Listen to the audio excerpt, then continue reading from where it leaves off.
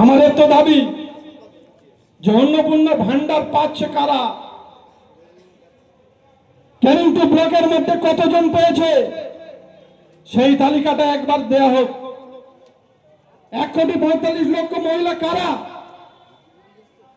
তথ্যের সঙ্গে মিল আছে না? শুভেন্দু অধিকারী মিথ্যা কথা বলছে, মমতার যোগ্য উত্তরসূরি সত্যি কথা বলবে, কথা আমরা বিশ্বাস করি না। তাই তালিকাটা টাঙাতে বলছি, যারা পাননি তাদের অন্নপূর্ণা ভান্ডার পাওয়ার জন্য পুনরায় কি ব্যবস্থা করা হবে সেইটা আমরা একটু জানতে চাই। তারপর সারা জীবন এই ক্যানিংটু কেন বিভিন্ন জায়গা পানীয় জলের ব্যবস্থা আর রাস্তাঘাট, এই দাবি থেকে আমরা কবে বেরিয়ে আসব?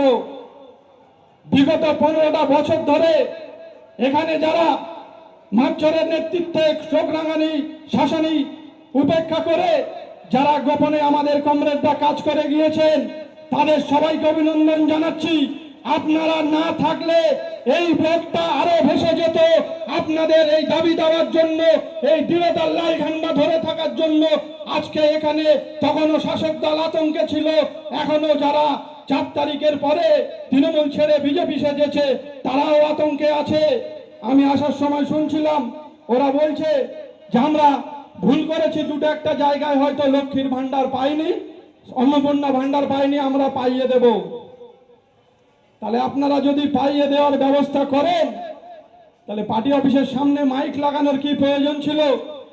বিডিও অফিসে আসুন, বিডিওর পক্ষ থেকে আপনারা বলুন, বিডিওর যে সরকারি আধিকারিক আছে তারা একটা ক্যাম্প করুক, সেই ক্যাম্প করে নির্দিষ্টভাবে ফর্মগুলো জমা নেওয়া হোক, আর তদন্ত করে যাদের যাদের পাওয়ার দাবি করছে তাদের তদন্তের মাধ্যমে দেওয়া হোক।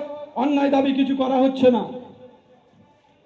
তার সঙ্গে সঙ্গে যে রাজনীতি এই পশ্চিমবঙ্গের মধ্যে ছিল না, বিজেপির এজেন্ডা ছিল 4 তারিখের পরে যেমন ঝান্ডা পাল্টেছে, আবার 4 তারিখের পরে নতুন নতুন কিছু মডেল বাজারে ছেড়ে দেওয়া হয়েছে, যাদের নাম হচ্ছে রাষ্ট্রবাদী মোল্লা।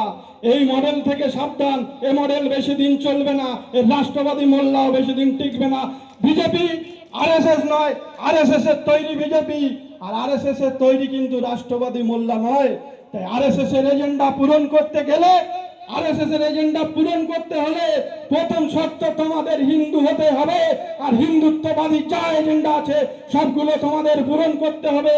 যে সমস্ত রাষ্ট্রবাদী মোল্লারা তোমরা গলায় গেরুয়া গামছা ঝুলিয়ে আর মানুষের উপরে অত্যাচার করার যে ঠেকা নিয়ে রেখেছো, তোমাদেরকে বলছি অবশ্যই ওই দল ছেড়ে তোমরা তোমাদের নির্দিষ্ট অবস্থানে ফিরে এসো। তা না হলে সংখ্যালঘুদের এই রাজ্যে বাঁচানো যাবে না, এই দেশ সহ এই রাজ্যে বিপদে পড়বে।